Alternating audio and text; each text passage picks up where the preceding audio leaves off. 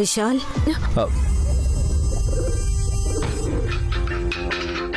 ಬನ್ನಿ ಮಾಮ್.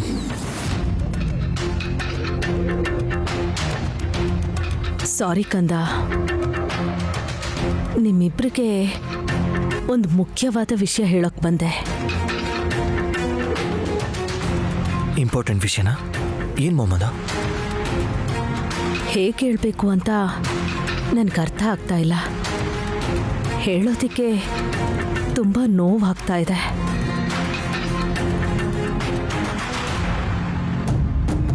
ಆದರೆ ನನಗೆ ನೀವು ಚೆನ್ನಾಗಿರೋದು ಮುಖ್ಯ. ನೀವು ಸಂತೋಷವಾಗಿರೋದು ಮುಖ್ಯ. ಅದಕ್ಕೆ ಒಂದು ವೇಳೆ ನೋವಾದರೂ ಸರಿ, ನಿಮ್ಮ ಒಳ್ಳೇದಕ್ಕೋಸ್ಕರ ಹೇಳಲೇಬೇಕು ಅಂತ ಇಲ್ಲಿಗೆ ಬಂದೆ. ನಮ್ಮ ಒಳ್ಳೇದಕ್ಕೋಸ್ಕರ ಅಂತ ಹೇಳ್ತಿದ್ದೀರಾ? ಮತ್ತೆ ಹೇಳೋದಕ್ಕೆ ಯಾಕೆ ಹಿಂಜರಿತಿದ್ದೀರಾ? ಹೇಳಿ ಮಾಮ್. ಈಗಷ್ಟೇ ಗುರುಗಳು ಫೋನ್ ಮಾಡಿದ್ರು. ನಿನ್ನ ಜಾತಕದ ಪ್ರಕಾರ ಈ ಕಾರ್ತಿಕ ಮಾಸ ಪೂರ್ತಿ ನೀನು ಬ್ರಹ್ಮಚಾರಿಯಾಗಿರ್ಬೇಕು ಅಂತ ಹೇಳಿದ್ರು. ಒಂದು ವೇಳೆ ನಯನಿ ಬರೋ ತಿಂಗಳಲ್ಲಿ ಏನಾದರೂ ಬಸ್ರಾದ್ರೆ ಅದು ನಿನ್ನ ಆಯುಷ್ಯಕ್ಕೆ ತೊಂದರೆ ಅಂತ ಹೇಳಿದ್ರು. ನಮ್ಮ ಗುರುಗಳು ಆ ಮಾತು ಹೇಳಿದ ತಕ್ಷಣ ಒಂದು ಸಲಕ್ಕೆ ನನ್ನ ಹೃದಯನೇ ಒಡೆದೋದಂಗಾಯ್ತು ಕಂದ.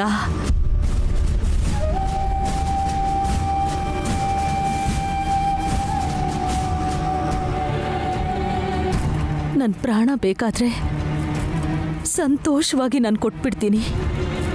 ನಿನಗೇನಾದರೂ ಆದರೆ ಈ ತಾಯಿ ಸಹಿಸ್ಕೊಳ್ಳಲ್ಲ ಕಂದ, ಸಹಿಸ್ಕೊಂಡು ಬದುಕಲ್ಲ. ನೀನು ಚೆನ್ನಾಗಿರ್ಬೇಕು, ಜೀವನ ಪೂರ್ತಿ ಸಂತೋಷವಾಗಿರ್ಬೇಕು. ಈ ತಾಯಿ ಕೇಳ್ಕೊಳ್ಳೋದು ಬದುಕೋದು ಅದಕ್ಕೋಸ್ಕರನೇ ಕಂದ.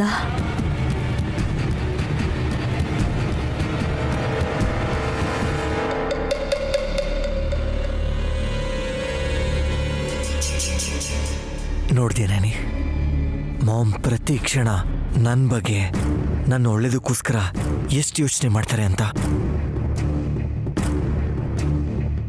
ನಾನು ಅವ್ರ ಹೊಟ್ಟೆಲಿ ಹುಟ್ಟಿದ್ರು ಸರಿ, ನನಗೋಸ್ಕರ ಹೆತ್ತ ಮಗನಿಗಿಂತ ತುಂಬ ಪ್ರೀತಿ ತೋರಿಸ್ತಾರಲ್ವಾ. ಇಂಥ ಒಳ್ಳೆ ತಾಯಿ ಪ್ರೀತಿನ ನಾನು ಪಡೆಯೋಕ್ಕೆ ಪುಣ್ಯ ಮಾಡಿರ್ಬೇಕು. ಹೆತ್ತ ತಾಯಿನ ದೂರ ಮಾಡಿದ್ದಕ್ಕೆ ಆ ದೇವ್ರ ಮೇಲೆ ಆಗಾಗ ತುಂಬ ಕೋಪ ಮಾಡ್ಕೋತಿದ್ದೆ. ನನಗೆ ಇಬ್ಬರು ತಾಯಿ ಪ್ರೀತಿ ಕೊಡೋಕ್ಕೋಸ್ಕರನೇ ಆ ದೇವರು ಹೀಗೆ ಮಾಡ್ದ ಅಂತ ನನಗೀಗನ್ಸತ್ತೆ. Good night. ನೀನು ಬೇಕು ಅಂತಾನೆ ಯಜಮಾನ್ರನ್ನ ನನ್ನ ದೂರ ಮಾಡಬೇಕು ಅಂತಾನೆ ಇದೆಲ್ಲ ಮಾಡ್ತಿದ್ಯಾ ಅಂತ ನನಗೆ ಗೊತ್ತು. ಕೊಡ್ತೀನಿ, ನೀನು ಮಾಡ್ತಿರೋ ಕುತಂತ್ರಕ್ಕೆಲ್ಲ ಉತ್ತರ ಕೊಡ್ತೀನಿ.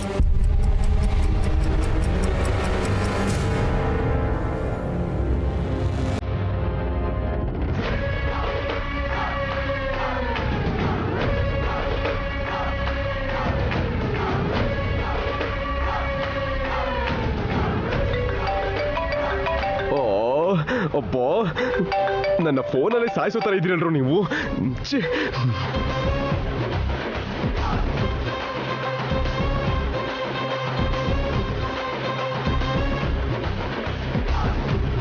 ಇಲ್ಲಿಂದ ಹೋದ್ರೆ ನಾನು ನೆಮ್ಮದಿಯಿಂದ ಬದುಕ್ಬೋದು.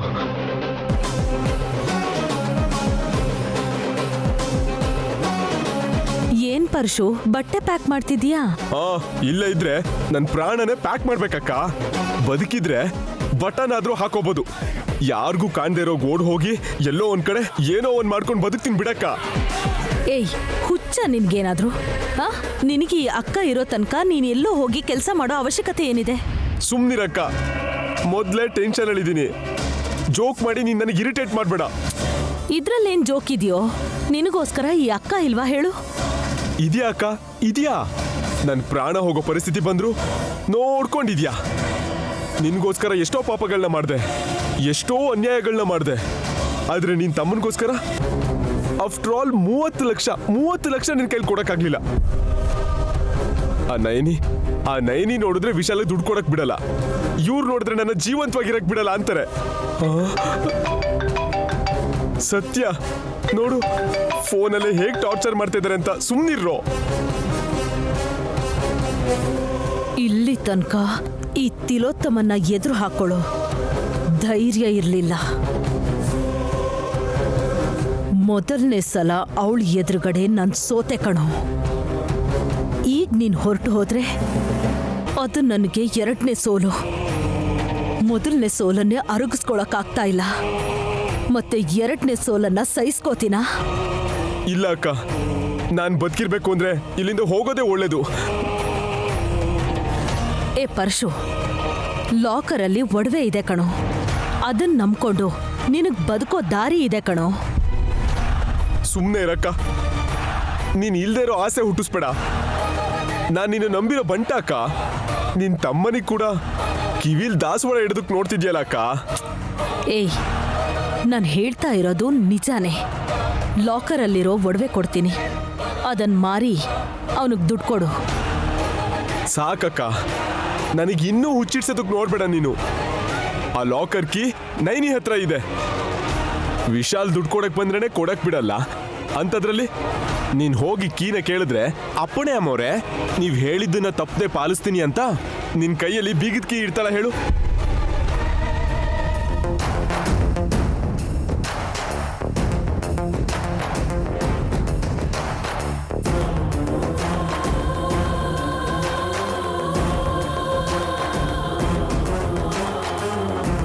ಅವಳ ಹತ್ರ ಕೀ ಕೇಳೋ ಅವಶ್ಯಕತೆ ಏನಿದೆಯೋ ನಮ್ಮ ಹತ್ರನೇ ಇರ್ಬೇಕಾದ್ರೆ.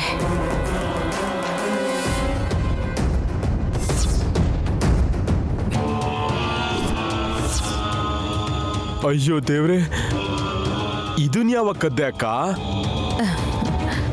ಕದ್ದಿಲ್ಲ ಕಣೋ, ಡೂಪ್ಲಿಕೇಟ್ ಸೆಟ್ ಮಾಡಿಸ್ದೆ. ಇಂಥ ಸಮಯ ಯಾವತ್ತಾದ್ರೂ ಬರುತ್ತೆ ಅಂತ ನಾನು ಯೋಚಿಸಿದ್ದೆ. ಅಕ್ಕ, ವ್ಯೂಹ ಪ್ರತಿವ್ಯೂಹದಲ್ಲಿ ಆ ಪುರಾಣದಲ್ಲಿ ಬರೋ ವಿಲನ್ಸ್ಗಿಂತ ಸಿಕ್ಕಾಪಟ್ಟೆ ಬುದ್ಧಿವಂತಿಕೆ ಇದೆ ಅಕ್ಕ ನಿನಗೆ.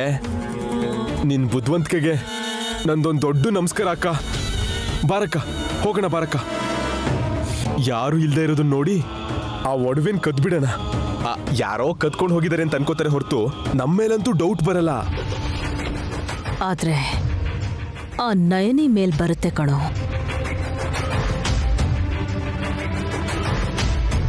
ನಿನ್ ಡೈಲಾಗ್ ಅಲ್ಲಿರೋ ಒಳ ಅರ್ಥ ನಂಗೆ ಗೊತ್ತಾಗ್ಲಿಲ್ಲ ಅಕ್ಕ. ಪಾಪನೇ ಗೊತ್ತಿಲ್ಲದೆ ಇರೋ ಆ ನೈನಿ ಮೇಲೆ ಡೌಟ್ ಹೇಗ್ ಬರುತ್ತೆ? ಮನೆ ಕಳ್ಳರು ಬಂದ್ರೆ ಒಡವೆ ಹಣ ಎಲ್ಲ ದೋಚ್ಕೊಂಡು ಹೋಗ್ತಾರೆ. ಆದ್ರೆ ಸ್ವಲ್ಪ ಒಡವೆ ಮಾತ್ರ ಹೋದ್ರೆ ಅದು ಮನೆ ಕಳ್ಳರ ಕೆಲಸ ಅನ್ಕೋತಾರೆ. ಲಾಕರ್ ಕೀ ಆ ನಯನಿ ಹತ್ರ ಇರೋದ್ರಿಂದ ಅರ್ಥ ಆಯ್ತಕ್ಕ, ಎಲ್ಲ ಅರ್ಥ ಆಯ್ತಕ್ಕ. ಆಮೇಲೆ ಏನ್ ನಡೆಯುತ್ತೆ ಅಂತ ನನ್ ಕಣ್ ಕಟ್ಟಿದಾಗ ಅರ್ಥ ಆಯ್ತಕ್ಕ. ಲಾಕರ್ ಕೀಸ್ ಆ ನೈನಿ ಹತ್ರ ಇರೋದ್ರಿಂದ ನಯನಿ ಕದ್ದಿದ್ದಾಳೆ ಅನ್ಕೋತಾರೆ. ಅಷ್ಟಕ್ಕೆ ಎಲ್ಲಾನು ಮುಗಿಯಲ್ಲ ಕಣೋ. ಅಸಲಿ ಆಟ ಅಲ್ಲಿಂದ ಶುರುವಾಗುತ್ತೆ. ಅಸಲಿ ಆಟ ಅಂದ್ರೆ ಏನಕ್ಕ? ಆ ಕಳ್ತನನ ಮುಂದಿಟ್ಕೊಂಡು ನೈನಿಗೇನ್ ಮಾಡಬೇಕು, ಹೇಗೆ ಆಡಿಸ್ಬೇಕು ಅಂತ ನನ್ನ ಹತ್ರ ಒಂದು ಒಳ್ಳೆ ಪ್ಲಾನ್ ಇದೆ. ಅವಳನ್ನ ಉಸಿರಾಡಕ್ ಬಿಡಬಾರ್ದು. ಈ ತಿಲೋತ್ತಮ ನೆಕ್ಸ್ಟ್ ಏನ್ ಯೋಚನೆ ಮಾಡ್ತಾಳೆ ಅಂತ, ನೆಕ್ಸ್ಟ್ ಏನ್ ಸ್ಟೆಪ್ಸ್ ತಗೋತಾಳೆ ಅಂತ ಅವಳಿಗೆ ಗೊತ್ತಾಗ್ದೆ ಬೆಂಕಿಯಲ್ಲಿ ಬಿದ್ದಿರೋ ನಾಯಿ ಮರಿ ತರ ವಿಲ ವಿಲ ಒದ್ದಾಡ್ಬೇಕು.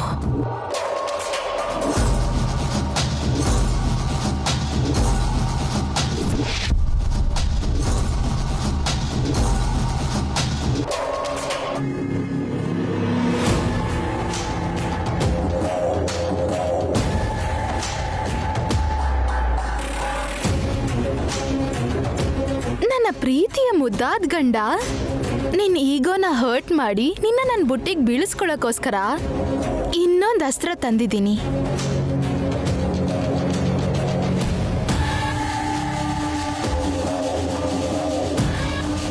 ಹಲೋ ಸರ್, ಕೆಲಸ ಮಾಡೋ ಟೈಮಲ್ಲಿ ಕೆಲಸ ಮಾಡಬೇಕು, ಊಟ ಮಾಡೋ ಟೈಮಲ್ಲಿ ಊಟ ಮಾಡಬೇಕು. ಈ ಲ್ಯಾಪ್ಟಾಪ್ನ ಇವಾಗ ನೀವು ಮುಚ್ಚಿಟ್ಟು ಮೊದಲು ಊಟ ಮಾಡಿ. ನಾನು ಡೈಲಿ ಎಲ್ಲರ ಜೊತೆ ಡೈನಿಂಗ್ ಟೇಬಲಲ್ಲಿ ಊಟ ಮಾಡುತ್ತಾನೆ. ಮತ್ತಿದೇನು ಹೊಸದಾಗಿ ಊಟ ಇಲ್ಲಿಗೆ ತೊಗೊಂಬಂದಿದ್ಯಾ? ನಿಮ್ಗೋಸ್ಕರ, ನಿಮ್ ಮರ್ಯಾದೆಗೋಸ್ಕರ ಚಿಕ್ಕ ಯಜಮಾನ್ರೆ. ಮರ್ಯಾದೆಗೂ ಊಟ ಇಲ್ಲಿ ತರೋದಕ್ಕೂ ಏನು ಸಂಬಂಧ? ಅಷ್ಟಕ್ಕೂ ನೀನೇನು ಮಾತಾಡ್ತಿದ್ಯಾ ಅಂತ ಗೊತ್ತಾ? ಗೊತ್ತಿದ್ದೆ ಮಾತಾಡ್ತಿರೋದು ನಾನು. ಎಲ್ರ ಮುಂದೆ ನನ್ನ ಗಂಡನಿಗೆ ಅವಮಾನ ಆಗ್ಬಾರ್ದು ಅಂತ ನಾನು ಹೀಗೆ ಮಾಡ್ತಾ ಇದ್ದೀನಿ. ದೇವ್ ಮಾಡಿರೋ ತಪ್ಪಿಗೆ ನನ್ನ ಗಂಡನ್ಗೆ ಒದ್ದಾಡೋ ಪರಿಸ್ಥಿತಿ ಯಾಕೆ ಬರಬೇಕು ಅಂತ ನಾನು ಇಷ್ಟೆಲ್ಲ ಮಾಡ್ತಿದ್ದೀನಿ. ಹಲೋ, ಇದು ಸ್ವಲ್ಪ ಜಾಸ್ತಿನೇ ಆಯಿತು. ಸ್ವಲ್ಪ ಕಡಿಮೆ ಮಾಡಿಕೊಂಡು ತಾವು ಇಲ್ಲಿಗೆ ಊಟ ತಂದಿರೋದ್ರ ಹಿಂದೆ ಇರೋ ನಿನ್ನ ಮಾಸ್ಟರ್ ಪ್ಲ್ಯಾನ್ ಏನು ಅಂತ ಹೇಳು. ಇದು ಮಾಸ್ಟರ್ ಪ್ಲಾನೋ ಸ್ಟೂಡೆಂಟ್ ಪ್ಲಾನೋ ಅಲ್ಲ ಚಿಕ್ಕ ಯಜಮಾನ್ರೆ, ನನ್ನ ಕರ್ತವ್ಯ ಇದು. ಡಾಕ್ಟರ್ ಹತ್ರ ಹೋಗಿ ಅಂತ ನಾನು ನಿಮ್ಮ ಹತ್ರ ಎಷ್ಟು ಹೇಳಿದ್ರು ಕೇಳ್ದೆ, ನಾಚಿಕೆ ಪಟ್ಟೋ ಭಯ ಪಟ್ಟೋ ಹೋಗಿಲ್ಲ. ಅದಕ್ಕೆ ನಿಮ್ಮ ಸಮಸ್ಯೆ ಪರಿಹಾರಕ್ಕೋಸ್ಕರ ನಾನು ನುಗ್ಗೆಕಾಯಿ ಹುಳಿ ಮಾಡಿದ್ದೀನಿ. ಏನು ಸುಮ್ಮನೆ ಇದ್ರೆ ಓವರ್ ಆಗಾಡ್ತಿದ್ಯಾ? ನನ್ನ ಹತ್ರ ಹುಚ್ಚುಚ್ಚಾಗಾಡ್ಬೇಡ ನೀನು. ಅಯ್ಯೋ ಚಿಕ್ಕ ಯಜಮಾನ್ರೆ, ನಾನು ಓವರಾಗಿ ಆಡ್ತಿಲ್ಲ, ನಿಮ್ಮ ಪ್ರಾಬ್ಲಮ್ನ ಸಾಲ್ವ್ ಮಾಡ್ತಾ ಇದ್ದೀನಿ. ನುಗ್ಗೆಕಾಯಿ ತುಂಬಾ ಹೆಲ್ಪ್ ಮಾಡುತ್ತೆ ಅಂತ ಆಯುರ್ವೇದದಲ್ಲಿ ಬರ್ದಿದ್ದಾರೆ. ನೀವ್ ಡಾಕ್ಟರ್ ಹತ್ರ ಹೋಗದೆ ಇದ್ರು ಪರವಾಗಿಲ್ಲ, ಕನಿಷ್ಠ ಇದನ್ನಾದ್ರೂ ನೀವು ತಿನ್ನಿ. ಇದರಿಂದ ನಿಮ್ ಸಮಸ್ಯೆ ಏನಾದ್ರೂ ದೂರ ಆದ್ರೆ ನನಗಷ್ಟೇ ಸಾಕು. Shut up! ಏನು ಹೇಗಿದೆ ಮೈಗೆ? ಹುಚ್ಚುಚ್ಚಾಗಾಡ್ತಿದ್ಯಲ್ಲ. ಹಾಗಲ್ಲ ಚಿಕ್ಕ ಯಜಮಾನ್ರೆ. ಬಾಯ್ ಮುಚ್ಚು. ನೀನಂದ್ರೆ ನನಗೆ ಇಷ್ಟ ಇಲ್ಲ. ನಿನ್ನ ನೋಡ್ತಿದ್ರೆ ಮದುವೆ ಮಂಟಪದಲ್ಲಿ ನೀನು ಹೇಳಿದ ಸುಳ್ಳು ಮಾಡಿದ ಮೋಸನೇ ನೆನಪಾಗುತ್ತೆ ನನಗೆ. ಅದಕ್ಕೆ ನೀನು ಪಕ್ಕ ನಿಂತ್ಕೊಂಡ್ರೆ ಸಾಕು, ನನಗೆ ಇರಿಟೇಟ್ ಆಗುತ್ತೆ. ಅದಕ್ಕೋಸ್ಕರ ನಿನ್ನಿಂದ ದೂರ ಇದ್ದೀನಿ, ನಿನ್ನನ್ನು ದೂರ ಇಟ್ಟಿದ್ದೀನಿ. ಅದನ್ನ ಅರ್ಥ ಮಾಡ್ಕೋ.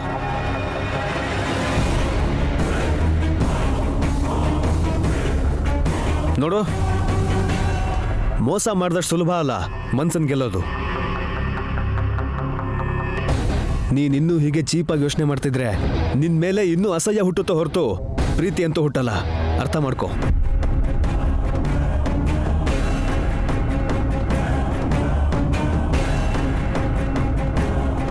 ಅಯ್ಯೋ ಚಿಕ್ಕ ಯಜಮಾನ್ರೆ, ನಾನು ಈ ಪ್ರಯತ್ನ ಎಲ್ಲ ನಿಮ್ ಮನ್ಸನ್ ಗೆಲ್ಲೋದಿಕ್ಕೋಸ್ಕರ ಅಲ್ಲ, ನಿನ್ನನ್ ಗೆಲ್ಲಕ್ಕೋಸ್ಕರ. ನೀವ್ ನನ್ಗೆ ಹತ್ರ ಆದ್ರೆ ಸಾಕು. ಅದಾದ್ಮೇಲೆ ನನ್ ಮೇಲೆ ನಿಮಗ್ ಪ್ರೀತಿ ತಾನಾಗ್ತಾನೆ ಹುಟ್ಕೊಳತ್ತೆ, ನನ್ಗೂ ಖುಷಿ ಆಗತ್ತೆ. ಅದಕ್ಕೆ ಹೀಗೆ ಹೆಜ್ಜೆ ಹೆಜ್ಜೆಗೂ ನಿನ್ ಈಗೋನ ಹರ್ಟ್ ಮಾಡ್ತಿರೋದು. ಫೈನಲ್ ಆಗಿ ನಿಮ್ಮಲ್ಲಿರೋ ಪೌರುಷ ಹೊರಗೆ ಬಂದು ನೀವಾಗ ನೀವೇ ನನ್ನನ್ನು ಇಷ್ಟಪಡೋ ಹಾಗೆ ಮಾಡ್ತೀನಿ.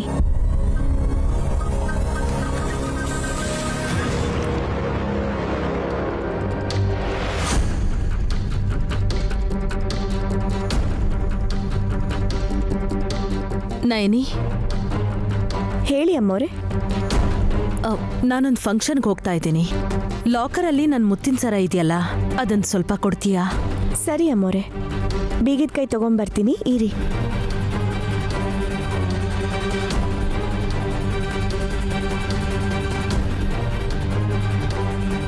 ಈ ನೈನಿ ಬುದ್ಧಿವಂತೆ ಅನ್ಕೊಂಡಿದ್ದೆ, ತುಂಬಾ ಅಮಾಯಕಿ ಅಕ್ಕ. ಯಾಕೆ ಹಾಗನ್ನಿಸ್ತು? ಮತ್ತಲ್ದೆ ಇನ್ನೇನಕ್ಕ, ನಯನಿಗೆ ನಿನ್ಮೇಲೆ ಕತ್ತಿಸ್ಕಿ ಸಾಯಿಸ್ಬಿಡೋಣ ಅನ್ನಷ್ಟು ಕೋಪ ಇದೆಯಲ್ಲಕ್ಕ. ಮತ್ ನೀನ್ ಬಂದ್ ಸರ ಕೇಳಿದ ತಕ್ಷಣ ಅವಳು ನಿನ್ಮೇಲೆ ಅನುಮಾನ ಪಡ್ಬೇಕು, ಅದಾದ್ಮೇಲೆ ಯೋಚನೆ ಮಾಡ್ಬೇಕು. ಅದ್ರದ್ದು ಯಾವುದು ಮಾಡ್ದೆ ಕ್ಲಾಸಲ್ಲಿ ಟೀಚರ್ ಹೇಳಿದ ತಕ್ಷಣ ಓಕೆ ಮೇಡಮ್ ಅಂತ ಸ್ಟೂಡೆಂಟ್ ಹೋದಂಗೆ ಅಷ್ಟು ಸಿನ್ಸಿಯರ್ ಆಗಿ ಹೋದ್ಲಲ್ಲಕ್ಕ. ನಾವು ದುಡ್ಡು ಡಾಕ್ಯುಮೆಂಟ್ಸ್ ಏನಾದ್ರೂ ಕೇಳಿದ್ರೆ ನೀನ್ ಹೇಳಿದ ಹಾಗೆ ಡೌಟ್ ಬರಬೇಕು. ಆದ್ರೆ ನಾನ್ ಕೇಳಿರೋದು ನನ್ನ ಒಡವೆನ, ಅದಕ್ಕೆ ಡೌಟ್ ಪಡ್ದೆ ಹಾಗೆ ಹೋದ್ಲು. ಹೌದಲ್ವಾ? ನಿಜನೇ ಅಕ್ಕ. ಏನೇ ಆದ್ರೂ ನಿನ್ ತಲೆ ಅಂತೂ. ಅಮ್ಮೋರೆ, ನಿಮ್ ಮುತ್ತಿನ ಸರ ತಗೊಳ್ಳಿ, ಬನ್ನಿ. ಬಾರಕ್ಕ, ತನ್ನ ಗುಂಡಿನ ತಾನೇ ತೋಡ್ಕೋತಿದ್ದಾಳೆ. ಹೋಗೋಣ ಬಾ.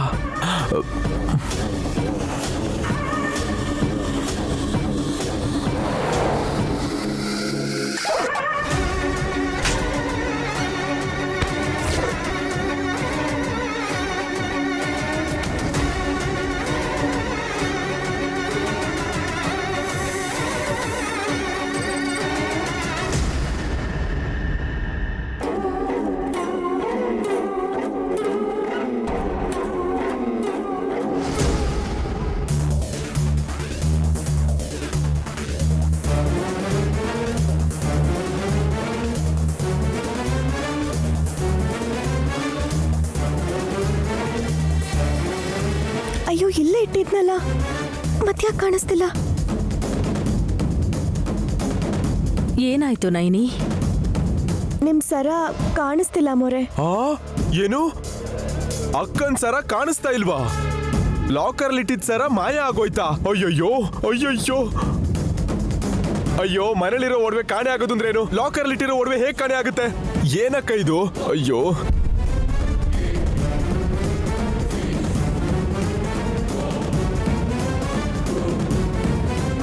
ಹಾಗಲ್ಲ ನೈನಿ, ಲಾಕರಲ್ಲಿ ಇಡು ಅಂತ ಅವತ್ತು ಒಡವೆನ ನಿನ್ ಕೈಗೆ ಕೊಟ್ನಲ್ಲ, ಮತ್ತೆ ಕಾಣಿಸ್ತಿಲ್ಲ ಅಂದ್ರೆ ಏನು?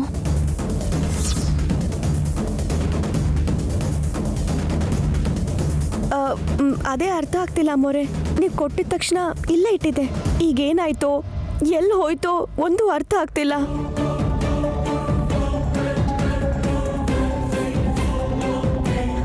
ನೈನಿ, ಲಾಕರಲ್ಲೇ ಎಲ್ಲೋ ಒಂದ್ ಕಡೆ ಇರುತ್ತೆ, ಟೆನ್ಷನ್ ಮಾಡ್ಕೊಳ್ದೆ ಹುಡ್ಕೋ ನೈನಿ. ಇಲ್ಲ ಮೋರೆ, ಲಾಕರ್ ಒಳಗೆ ಇಟ್ಟಿದ್ದೆ. ದುಡ್ಡೆಲ್ಲ ಹಾಗೆ ಇದೆ. ಅಮ್ಮವ್ರ ಸರ ಒಂದು ಮಾತ್ರ ಕಾಣಿಸ್ತಿಲ್ಲ. ಇದ್ರಲ್ಲಿ ಏನೂ ಸರಿ ಇಲ್ಲ. Naini, according to my detective ತಲೆ, ಮೇ ಬಿ ಕಳ್ಳರು ಬಂದಿರ್ಬೋದು, ಸರಾನ ಕತ್ಕೊಂಡು ಹೋಗಿರ್ಬೋದು. ಸುಕ್ಲು ಸಿಕ್ತಲ್ಲ, ಈಗ ಟೆನ್ಷನ್ ಇಲ್ದೆ ಕೂಲ್ ಆಗಿರು, ಸರಿನಾ? ಇದಕ್ಕೆ ತಾನೇ ಬುದ್ಧಿ ಇಲ್ದೇ ಇರೋ ಬುರ್ಡೆ ಅಂತ ಹೇಳೋದು. ವಾಟ್ ದುರ್ದು ಆಂಟಿ, ಫ್ಯಾಟ್ ಕಮ್ಮಿ ಆಗೋಕೆ ಥ್ರೆಡ್ಮಿಲ್ ಮೇಲೆ ಓಡ್ದ ಹಾಗೆ ನನ್ನ ತಲೆನ ಓಡಿಸಿ ಓಡಿಸಿ ಓಡಿಸಿ ಯೋಚನೆ ಮಾಡಿ ಕರೆಕ್ಟ್ ಆಗಿ ಹೇಳಿದ್ರೆ ಹಾಗೆ ಹೇಳ್ತಿರಲ್ಲ ನೀವು. ಏನ್ ಕರೆಕ್ಟ್ ಆಗಿ ಹೇಳಿದ್ದು? ನಿನ್ ತಲೆ ಕಳ್ತನ ಆದ್ರೆ ಇರೋದನ್ನೆಲ್ಲ ಗಂಟು ಕೊಟ್ಕೊಂಡು ಹೊರಟೋಗ್ತಾರೆ. ಅದನ್ನ ಬಿಟ್ಟು ಯಾವ್ದೋ ಒಂದು ವಸ್ತುನ ಕಳ್ತನ ಮಾಡಿರೋ ಹಾಗೆ ಅದೊಂದನ್ನೇ ತಗೊಂಡು ಹೋಗ್ತಾರಾ? ವಾವ್ ದುರ್ದು ಆಂಟಿ, ನೀವಾ ಹೇಳ್ತಿರೋದು? Oh my God, how brilliant you are. ನಿಮ್ಗೆ ತಿನ್ನೋದಕ್ಕೆ ಬಾಯಿದೆ ಹೊರತು ಯೋಚನೆ ಮಾಡಕ್ ಬುದ್ಧಿ ಇಲ್ಲ ಅನ್ಕೊಂಡಿದ್ದೆ. ಆದ್ರೆ ಮೈ ಗಾಡ್, ಎಲ್ಲೋ ಅಲ್ಪ ಸ್ವಲ್ಪ ಬುದ್ಧಿ ಉಳ್ದಿದೆ ಅಂತ ತೋರಿಸ್ಬಿಟ್ರಿ. ಏಯ್, ಬಾಯಿ ಮುಚ್ಕೊಂಡಿರೋ. ಅಮ್ಮ ಪುಣ್ಯಾತ್ಗಿತ್ತಿ, ಏನು ಗೊತ್ತಿಲ್ದೇ ಇರೋ ಥರ ನಾಟಕ ಮಾಡಿದ್ ಸಾಕು. ಕದ್ದಿರೋ ಒಡವೆನ ಎಲ್ಲಿಟ್ಟಿದ್ಯಾ? ಹೋಗ್ ತಗೊಂಡ್ ಬಾ ಅಮ್ಮ.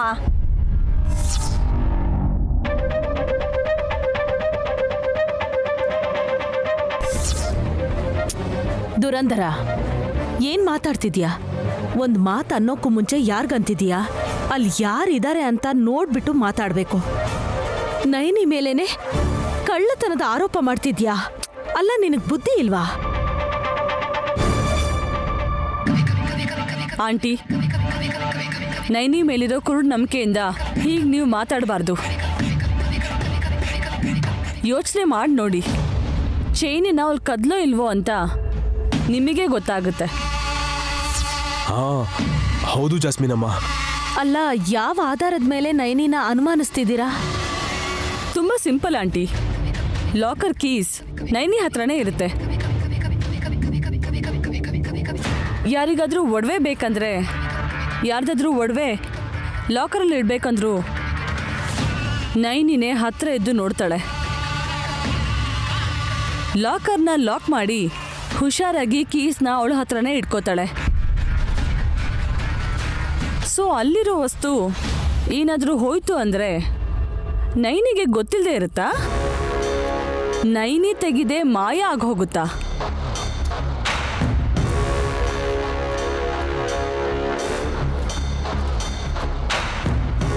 ಹೌದಮ್ಮವ್ರೆ, ಜಾಸ್ಮಿನ್ ಅಮ್ಮವ್ರು ಹೇಳಿದ್ದು ನಿಜಾನೇ ಅಲ್ವಾ?